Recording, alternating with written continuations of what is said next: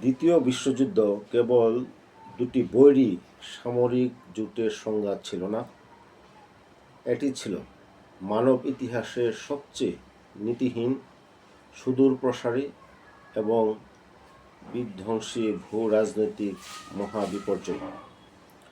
প্রথম বিশ্বযুদ্ধ পরবর্তী একতরফা ভার্সাই চুক্তি এর ব্যর্থতা, 1990-এর দশকের বৈশ্বিক অর্থনৈতিক মহামন্দা এবং আন্তর্জাতিক সংস্থা লিগ অব নেশনস এর চরম অকার্যকারিতা পৃথিবীকে এক অবধারিত প্রলয়ের দিকে ঠেলে দিয়েছিল। ক্ষমতার লালসা, উগ্র জাতীয়তাবাদ এবং একের পর এক আন্তর্জাতিক দ্বিপাক্ষিক চুক্তি ভঙ্গের মধ্যে দিয়ে সে সময় আন্তর্জাতিক সম্পর্কের নৈতিক ভিত্তি সম্পূর্ণ চুরমার হয়ে যায়।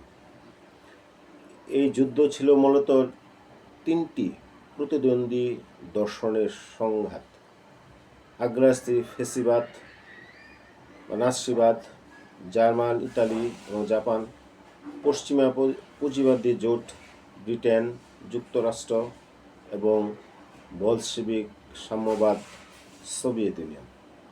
হিটলারের লেবেন্সরাউম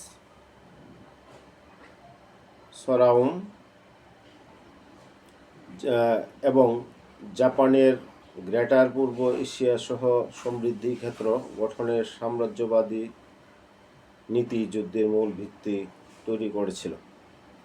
1931 সালে জাপানের মাঞ্চুরিয়া আক্রমণ, 1935 সালে ইতালির আবিসিনিয়া বা ইথিওপিয়া দখল এবং 1936 সালে হিটলারের রাইনল্যান্ড।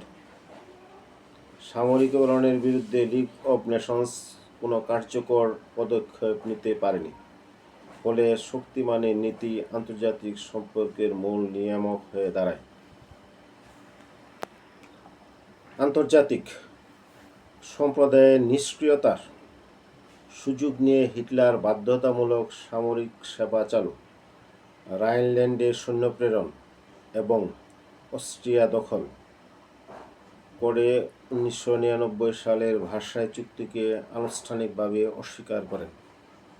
ব্রিটেন ও ফ্রান্স তুষ্টিনীতি গ্রহণ করে মিত্র দেশ চেকোস্লোভাকিয়ার সার্বভৌম ভূখণ্ড সুদেতাল্যান্ড হিটলারের হাতে তুলে দেয়। কিন্তু চুক্তির মাত্র 6 মাসের মাথায় হিটলার পুরো চেকোস্লোভাকিয়া দখল করে প্রমাণ করেন যে তুষনীতি দিয়ে আগ্রাসীকে কখনোই থামানো যায় না। 1939 সালের চরম আদর্শগত শত্রু নাৎসি জার্মানি ও সোভিয়েত ইউনিয়ন অনাগ্রাসন চুক্তি করে গোপন অনুচ্ছেদে স্বাধীন পোল্যান্ডকে ভাগ করে নেয়। এর আগে সোভিয়েত ইউনিয়নও 1932 সালে চুক্তি লঙ্ঘন করে পোল্যান্ড ও ফিনল্যান্ড আক্রমণ করে। শেষ পর্যন্ত 1941 সালের জুনে অপারেশন বারবারোসা মাধ্যমে হিটলার স্বয়ং এই চুক্তি চুরমার করে সোভিয়েত ইউনিয়নে আক্রমণ চালান। ওয়াশিংটন যখন আনুষ্ঠানিক কূটনৈতিক আলোচনা চলছিল ওয়াশিংটনে, ঠিক সেই মুহূর্তে পূর্ব ঘোষণা ছাড়াই জাপানি বিমান বাহিনী মার্কিন নৌঘাঁটি পার্ল হারবারে হামলা চালায়। এটি ক্ষণিকের কৌশলগত সুবিধা দিলেও দীর্ঘমেয়াদী এর পরাশক্তি যুক্তরাষ্ট্রকে সরাসরি যুদ্ধে টেনে এনে জাপানের নিঃশর্ত আত্মসমর্পণ সুনিশ্চিত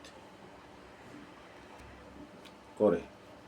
যুদ্ধের মাধ্যমে বহু শতাব্দী ধরে চলে আসা ইউরোপ কেন্দ্রিক সাম্রাজ্যবাদের পতন ঘটে।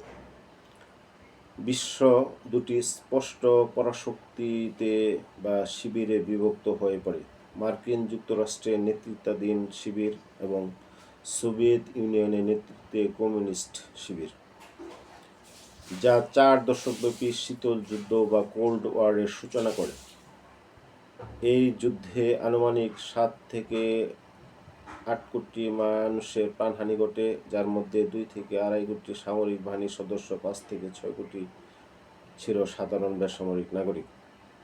যুক্তরাষ্ট্রের পারমাণবিক বোমার প্রয়োগ প্রমাণ করে যে সাম্রাজ্যবাদী স্বার্থের সামনে মানবিক মূল্যবোধ কতটা অসহায়। আটলান্টিক চার্টার এ বিজিত সব দেশের আত্মনিয়ন্ত্রণাধিকারের অঙ্গীকার করা হলেও